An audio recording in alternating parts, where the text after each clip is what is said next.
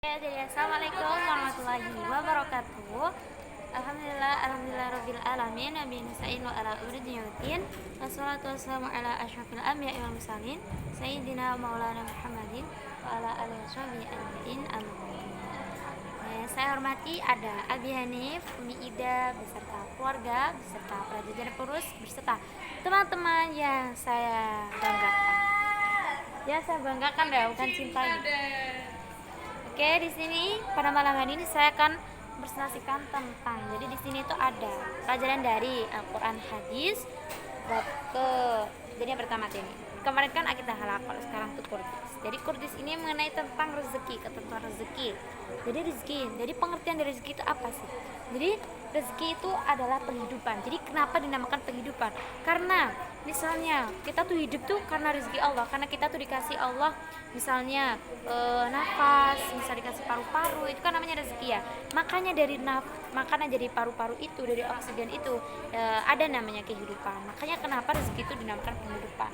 Jadi dari penghidupan itu dia tuh bermanfaat bagi semua makhluk. Jadi bukan hanya manusia ya, dari hewan, tumbuhan, itu pun semuanya tuh bersyukur sama Allah ketika diberikannya penghidupan seperti itu. Jadi nama lain dari rezeki itu banyak sekali. Jadi di sini antaranya tuh ada anugerah, jadi anugerah yang dikasih Allah, sukarunia, bisa ada pemberian, jadi pemberian kayak misalnya rezeki sehat, jasmani rohani seperti itu. Jadi tentang rezeki ini telah dijelaskan dalam surat Ar-Rum ayat ke-40. Jadi kemudian di sini ada macam-macam. Jadi di sini macam-macam rezeki yang Allah kasih ke kita tuh pasti banyak banget. Tapi di antaranya ini yang pertama, ada bentuk tubuh yang lebih baik dari semua makhluk. Jadi gini maksudnya tuh. Jadi manusia tuh bisa makan sendiri, bukan gitu. Makan, misal gini, manusia tuh bisa makan dengan sopan. Kan manusia tuh makan pakai tangan ya. Jadi kalau hewan tuh makannya ya udah langsung dirangkum kayak gitu misalnya. Jadi lebih baik dari hewan-hewan lainnya, dari tumbuhan. Kalau tumbuhan kan masih bisa disakiti gitu ya. Terus kita juga bisa bicara, kita bisa mengeluarkan pendapat, kita bisa misalnya teman kita tuh lagi gaduh, kita juga bisa misal kalau tanaman dicabut kan nggak bisa bilang tuh ya sakit gitu. Tapi kalau kita misal dijahati sama teman, bisa diusili sama teman kita kan bisa, jangan sakit, bisa kayak gitu kan bisa. Jadi di anugerah yang lebih baik tuh kayak misalnya bisa bicara, bisa melihat, hewan juga bisa tapi ya. Oke, lanjut. Yang kedua ada kesehatan jasmani dan rohani. Jadi Allah tuh telah menciptakan kita tuh dalam keadaan kesehatan. Jadi jasmani itu fisik kita, secara fisik. Jadi secara kita tuh kuat gitu, bisa misalnya kita tuh bisa angkat-angkat, bisa angkat meja kayak gitu. Itu karena rezeki dari Allah. Itu bisa atau rohani, jadi hati. Jadi kita diberi rezeki sama Allah tuh hati ketika kita mencintai. Mencintai kan fitrah. Jadi itu termasuk rezeki yang Allah berikan ke kita. Terus kemudian yang ketiga ada udara atau oksigen yang gratis yang Allah kasih ke kita.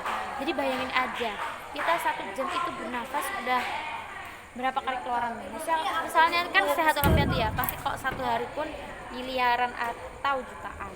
Kalau misalnya kita sakit kan berarti dibantu sama oksigen. Misalnya kalau di rumah sakit itu kan misalnya sakit paru-paru, sakit jantung kan dia pakai pembantu gitu. Pembantu atau apa namanya? Pembantu oksigen seperti itu kan. Dan dia tuh juga bayar. Tapi Allah kasih ke kita tuh dengan gratis. Jadi kita harus banyak-banyak bersyukur. Kemudian selanjutnya ada. Jadi dampak dari ketika kita tuh bersyukur. Maksudnya ketika kita misal dikasih rezeki sama Allah, misalnya kesehatan atau sakit, tapi kita tetap bersyukur, kita tetap ikhlas jalanin apa yang udah Allah kasih ke kita. Jadi Allah tuh bakal mengangkat derajat kita lebih tinggi. Jadi di akhirat tuh mereka mendapatkan kedudukan yang tinggi seperti itu. Kemudian lagi, jadi banyak banget di sini juga ada makanan minuman. Jadi makanan minuman misalnya sapi, contoh aja sapi kan bisanya tuh makan rumput ya. Jadi mungkin cuma rumput, cuma tahu kayak gitu. Tapi kalau manusia tuh banyak ragam macamnya, ada susu, ada es teh, ada es jeruk, macam-macam dan rasanya tuh beda-beda. Jadi beda variasi, beda rasa, beda harga ya semuanya. Terus makanan tuh ada bakso, dan ayam, ada nasi, makanan pokok, ada di seperti itu. Dan Allah tuh menciptakan seperti itu tuh udah tahu. Jadi Allah tuh tahu apa yang kita tidak tahu. Jadi semuanya telah disiapkan sama Allah. Terus kita juga misalnya bisa menjadi petunjuk bagi agama. Jadi misalnya di sini kan agama banyak tuh ya, jadi kita terus bertoleran maksudnya tuh. Ada agama Kristen, ada Islam, ada Buddha, ada Hindu. Jadi kita tuh nggak boleh saling menyalahkan.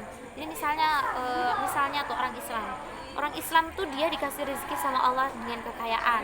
Habis itu orang Islam tuh berkata sama orang yang Buddha, makanya kalau masuk Islam biar dapat rezeki apa, biar itu misalnya dia tuh membenarkan Tuhan. Ya emang Allah tuh Tuhan yang benar adalah Allah ya. Jadi orang Islam tuh membenarkan seperti itu. Jadi itu tidak boleh. Atau kebalikannya, atau orang Buddha tuh dia dikasih rezeki, padahal yang ngasih rezeki itu Allah. Rezeki dia diberi kekayaan, di sini makan diberi kekayaan. Terus dia bilang sama Islam, makanya masuk agamaku biar kamu tuh dapat uang banyak, rezeki yang banyak kayak gitu. Padahal rezeki itu dari Allah. Jadi kita tuh nggak boleh saling menyalahkan satu agama lain. Jadi kita harus membantu. Jadi kita misalnya atau mungkin di dunia ini, tapi kebanyakan ya di sini kan lebih kenapa lebih misalnya orang Cina, orang Kristen tuh lebih kaya daripada orang Islam. Tapi insya Allah alam di akhirat kita mendapatkan pendidikan yang tinggi di masa Allah. Terus di sini perintah untuk kita tuh tetap perintah untuk kan Allah ngasih rezeki kita, jadi kita juga harus berbagi gitu kan. Nggak semua Allah tuh ngasih kan pasti juga yang dia kehendaki ya. Jadi misalnya si A tuh dia dapat rezeki banyak, habis itu karena dia tuh merasa bersyukur sama Allah, mengungkapkan rasanya dengan ngasih sedekah ke orang fakir miskin kayak gitu misalnya. Jadi semuanya tuh pasti udah ditentukan sama Allah. Jadi kita tuh nggak perlu sedih, nggak perlu ragu kalau kita miskin, kalau kita kaya tuh nggak perlu. Jadi hal yang kita bisa lakukan agar misalnya kita tuh kan nggak tahu ya gimana misalnya kita tuh lagi miskin, lagi Allah bener-bener sekarat gitu ya. Jadi hal yang kita lakukan adalah doa dan berusaha. Jadi kan nggak boleh tuh orang udah miskin habis itu diem aja tidur di rumah dengan kasih.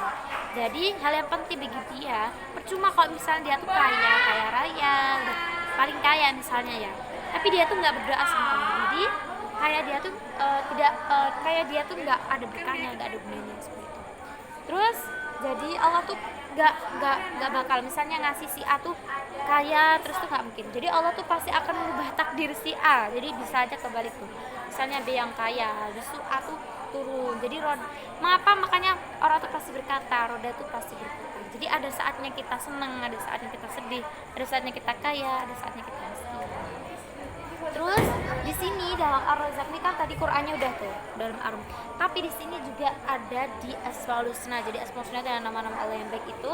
Jadi di sini ada di nomor 16. Jadi di sini artinya Ar-Razzaq yang Maha memberi rezeki. Jadi kita harus percaya bahwa Allah tuh pasti memberikan kita yang terbaik bagi kita. Oke, mungkin sekian pesan saya pada malam hari ini. Semoga bermanfaat. Assalamualaikum warahmatullahi wabarakatuh.